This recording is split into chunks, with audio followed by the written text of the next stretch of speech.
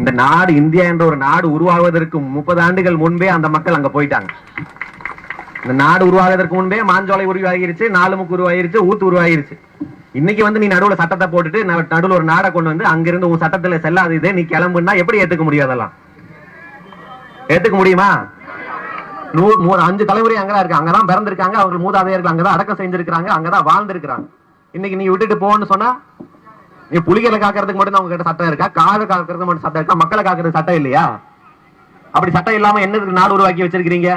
இது நீதிமதிகளுக்கு கூட புரியறது கிடையாது. அந்த பாதிக்கப்பட்ட மக்கள் போராடி போராடி தோய் வரைந்தாலும் கூட புதிய தமிழன் கட்சி அதை விட்டு விடாது. காரணம், எதிர்காலத்தில் எங்கோ ஒருத்தர் இளைஞர் நம்மளுக்காக யாரும் போராடவில்லையே என்ற ஒரு வரலாற்று பிழையை நம்ம செஞ்சிடக்கூடாது. நமக்காக ஒரு தலைவர் இருந்தார், டாக்டர் ஐயா என்ற ஒரு தலைவர் இருந்தார், அவர் பின்னால் ஒரு பெருங்கூட்டம் இருந்தது, அவர்கள் நமக்காக போராடியது என்ற வரலாறு சொந்தக்காரர்கள் நாம. இன்னைக்கு முதலமைச்சரோட அப்பா வெறும் கூலி கேட்டதுக்காக 17 பேரை கொண்டு அந்த பாவத்தை சம்பாதிச்சிட்டாரு. இன்னைக்கு இருக்கிற முதல்வர் ஒட்டுமொத்தமா ஊரே காலி செஞ்சு கிராமத்தை அழித்த பாவத்தை சம்பாதிக்க விரும்புறாரா என்று எங்களுக்கு தெரியல. அன்றைக்கு போராடி 17 பேரை நாங்க இழந்தோம். ஆனா இந்த முறை இழப்பு எங்க பக்கம் இருக்காது, போராட்டம் மட்டும்தான் இருக்கு எங்க பக்கம்.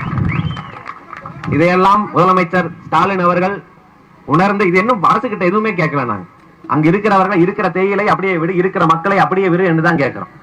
நீங்க என்ன அங்க காலி பண்ண வைக்கிறீங்க? அப்படி என்ன இது? இப்ப நேத்து அரசு வழக்கறிஞர் நீதிமன்றத்தில் வாதாடுறார், அங்க சுற்றுலாத்தலம் அமைக்க போறோம், மக்களை அனுப்பிட்டு சுற்றுலாத்தலம் அமைக்க போறாங்களாம். இன்னைக்கு வனத்துறை அமைச்சர் மதிவேந்தன் அவர்கள் பேட்டி கொடுக்கிறார், பத்திரிகையில் இன்னைக்கு வந்திருக்குது, அங்க ஈகோ டூரிசம் கொண்டு வர போறோம், மக்களை எல்லாம் காலி பண்ணி விட்டுட்டு சுற்றுலா இருந்தா மட்டும் புலிகளுக்கு பாதிப்பு வராது, யானைக்கு பாதிப்பு வராது, காப்பு காடுக்கு பாதிப்பு வராது.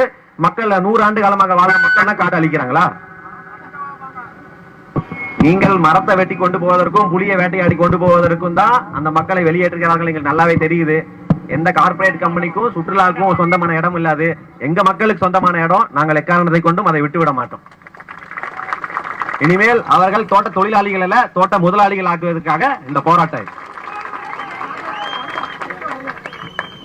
நமக்கு தெரியும் இங்க கீழே இருந்து நம்ம மக்கள் எத்தனை பாதிப்புக்குள்ளாக, எத்தனை கஷ்டப்படுறாங்க, ஒரு வேலைக்கு எத்தனை கஷ்டப்பட வேண்டியது. பெண்களுக்கு 100 நாள் வேலை வாய்ப்பு விட்டா வேற வழி கிடையாது.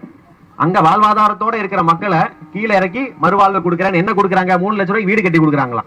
3 லட்சம் ரூபாய்க்கு என்ன வீடு கட்டி கொடுத்துட முடியும்? 3 வருஷம் இருக்குமா அந்த வீடு? அந்த வீட்டுல வந்து தங்கி என்ன வேலை செய்யறது? அது எல்லாத்துக்கும் ஷெட்யூல்டு காஸ்ட்ங்கிற எல்லாத்துக்கும் இருக்கிற வழிமுறைகள் அரசுல. இந்த லோன் கொடுக்கலாம், வீடு கட்டி கொடுக்கலாங்கிறது. அதை நீ ஏதோ பெருசா இவர்களுக்கு தூக்கி கொடுத்து விட்ட மாதிரி அந்த நீதிபதிகளும் சட்ட அரசும் பேசினா அது எப்படி ஏற்றுக்க முடியும்? அதனால புதிய தமிழன் கட்சி எந்த காலத்திலும் இந்த போராட்டத்தை விட்டு விடாது. உச்ச நீதிமன்றம் என்றாலும் போய் போராடுறதுக்கு புதிய தமிழன் கட்சி தயாராக இருக்கு. அதற்கு அது எந்த காலத்திலும் விட்டுவிட மாட்டோம் என்று கூறிக்கொண்டு விடைபெறுகிறேன். நன்றி, வணக்கம்.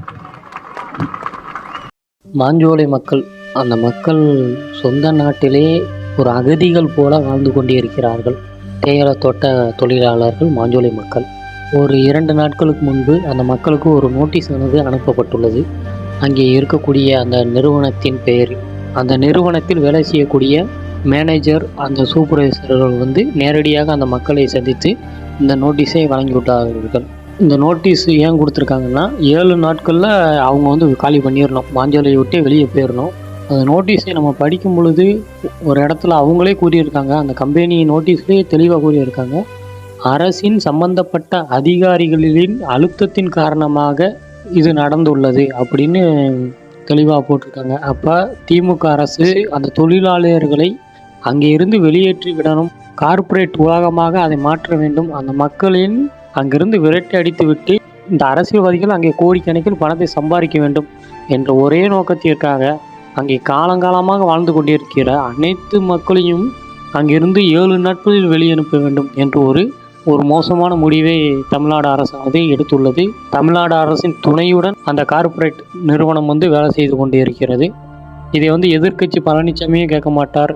பாஜக மாநில தலைவர் நயினா நாகேந்திரன் அதே பகுதியை சேர்ந்தவர் தான். ஆனால் இப்போ வரைக்கும் அதை பற்றி துளி கூட இவங்க பேசியது கிடையாது. காடு மலைகளுக்கெல்லாம் மாநாடு போடும் சீமான் அவர்கள் உண்மையில் சதையும் இரத்தமாக வாழ்ந்து கொண்டிருக்கிற மாஞ்சோலை மக்கள் இந்த நாம் தமிழர் கட்சி பேசியதே கிடையாது. மரம் செடிகளுக்கெல்லாம் பேசுவார்கள், ஆனால் மாஞ்சோலை மக்களுக்காக இந்த நாம் தமிழர் கட்சி பேசியதே கிடையாது. இங்கே இருக்கக்கூடிய எந்த அரசியல்வாதிகளுக்கும் அங்கே இருக்கக்கூடிய மாஞ்சோலை மக்களை பற்றி கவலை இல்லை.